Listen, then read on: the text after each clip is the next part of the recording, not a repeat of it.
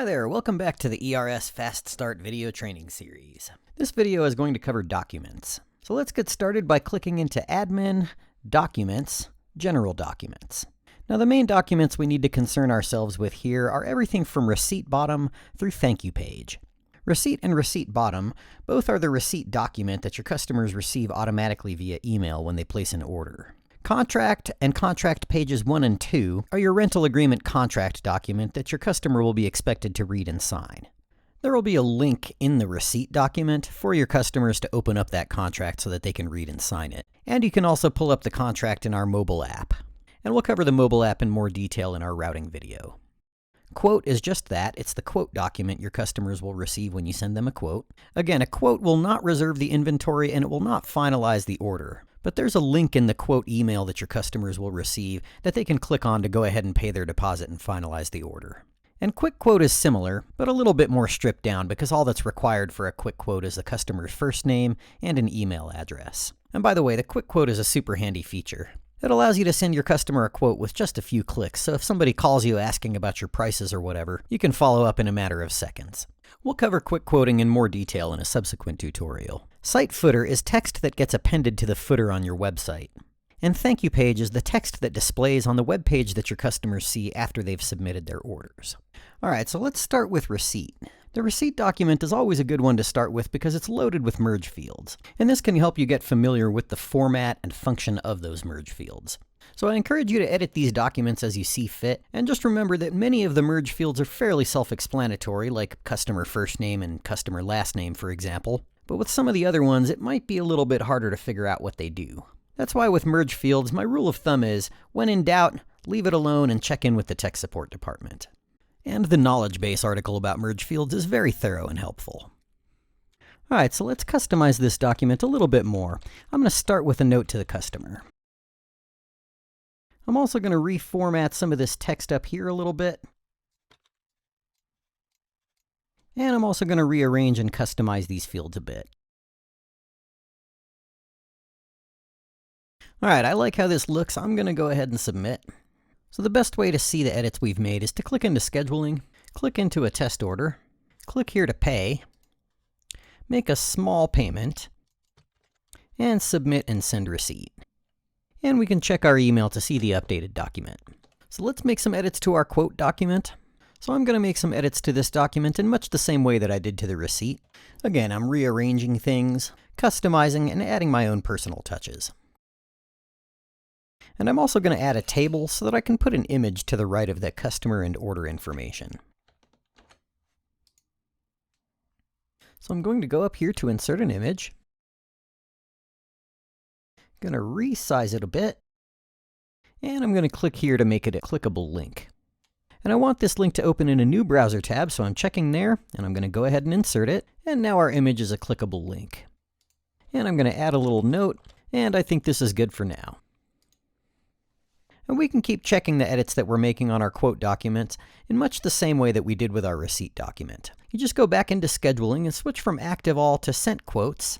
Click into one of the quotes, scroll down to the bottom of the screen, click on Pay, and send a quote from here. You don't have to change anything in a quote to resend it. You can also create documents that will add to the receipt and contract document only if the customer rents certain items, or items from a certain category. So for example, you might have some information specific to tents that you don't want to put in your receipt and contract documents unless the person actually adds a tent to their order. So feel free to create new documents for those purposes. And once you've gotten the documents created, reach out to the tech support department so they can help you set up the availability rule sets. Now let's take a look at our automatic messages. We'll find those under Admin, Documents, Automatic Messages. Of course, we already know about the receipt, but these automatic messages are additional emails that go out to your customer automatically when they place an order. So let's take a look at our pre-rental reminder letter. As you can see, the purpose of this email is to give your customers information about having the best experience possible at the party. Days until send allows you to set how many days before or after the event this email will go out. So if there's a negative number listed under days until send, that means it's going to be that many days before the event that they receive the email. And if there's a positive number in that field, it means it's going to be that many days after the event that they receive the email.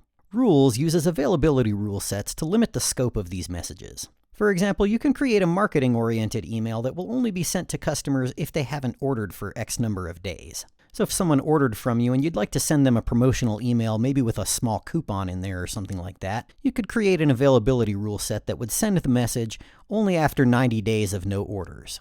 That way you wouldn't be bugging your customers who are regularly ordering from you.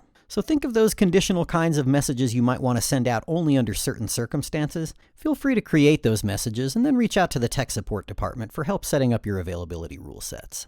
You might want to leave the days until send field empty on those messages until you've set up those rule sets, so that anybody who places an order before you've set up those rule sets doesn't mistakenly get the email.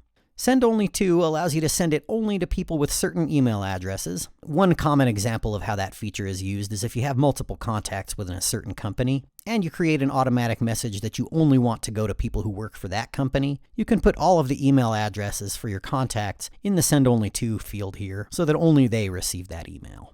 Send BCC2 is typically used for business owners who'd like to keep an eye on what emails their customers are receiving. So feel free to put your email in there if you'd like to. However, keep in mind that these automatic messages are going out to every single one of your customers, so you might get a whole lot of emails in your inbox. And since these are essentially form letters that get sent out to everyone who orders, it might not always be useful for you to get a copy of every single one in your email inbox. But again, in certain circumstances that might be helpful, so you do have that option.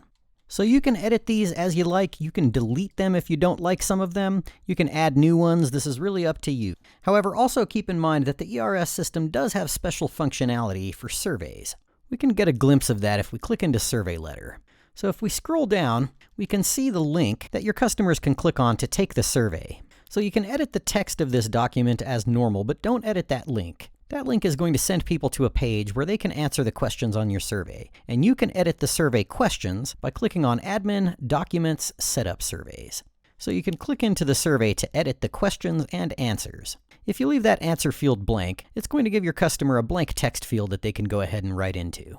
And as we can see, you can enter in a number range, or you can make it a yes or no question. Just make sure to follow the formatting that you see here. You can create as many surveys as you like. Just make sure they all include the word survey in the title, and make sure the link you're giving your customer follows this format.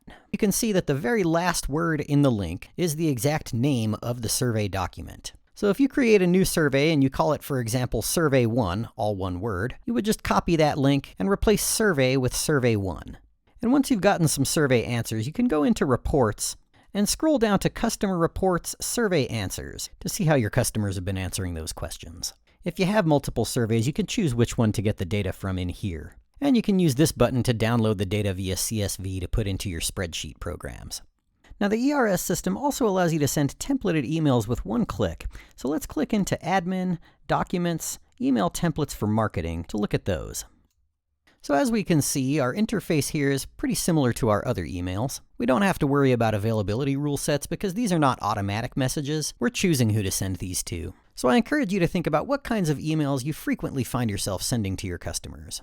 For example, a reminder email that reminds people to settle the balance on their order, or perhaps a promotional email of some kind.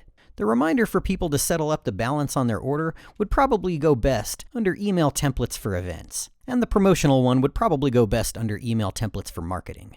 And we can click into the CRM to get an idea of where those templates are available. So let's go down here and find our most recent customer and click into that. If we wanted to send a customer a marketing-oriented email, we could simply click into here, choose our template from up here, maybe make some quick edits to the subject line and/or content of the message, or maybe not, and click here to send it.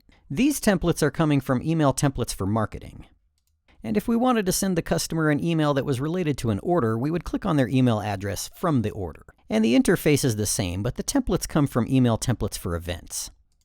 One common use of these email templates is to create an email template to capture incomplete orders. An incomplete order is when someone goes to your website and starts to complete an order and enters in their contact information, but does not complete the order. The ERS system has settings that will automatically send you an email if you have an incomplete order. That way, as soon as you get the email, you can go into the system, log into the CRM, find the customer at the top of your list, click into their profile, go down to that incomplete order, and send them that email with just a few clicks. And that way, hopefully, you can capture a few of those orders. That setting is enabled by default, but if you'd like to disable it for whatever reason, you can do so at Admin, Order Config, Miscellaneous Order Settings. And the setting you're looking for is right near the top, Send Incomplete Order Alert To. If you'd like to disable that setting, just delete all the text from that field and then click Save. Alright, we're almost finished with this video. We just have one last thing to do. Let's go to Admin, General Config, Company Info. Now up here close to the top of the screen, we've got Send Updated Receipt Subject. As we've already seen, anytime you update an order, unless you choose Submit Without Receipt, the system is going to send an updated receipt to your customer. So that updated receipt is going to use this subject line right here. So if you'd like a different subject line, please feel free to edit that. And then if you scroll all the way down to the bottom of the screen, you'll see Send Receipt Subject. This is going to be the subject line of the first receipt email that the customer receives. And we've also got Send Quote Subject. That's going to be the subject line of all the quotes that you send your customer. So again, feel free to edit these subject lines as you see fit. And make sure to click Save after you've made your changes. Alright, that about wraps it for this video. As always, if you're working in the system and you have questions, the knowledge base is your good friend. And of course, you can always reach out to the tech support department at 505-435-9731, extension 102, or support@eventrentalsystems.com. So congratulations! You have gotten through the basics of the ERS system. Below this video, there's a button you can click on to schedule a follow-up appointment with the tech support department. I encourage you to do that, especially if you haven't yet spoken with the tech support department. The ERS system is very powerful and can do a whole lot, so working closely with the tech support department is one of the best ways to make sure you get the most out of the system. You can also click on the link below to watch some more advanced videos. It's been my pleasure helping you through the setup of your ERS folder, and I look forward to continuing to work with you moving forward. As always, thanks for watching, and we'll see you soon.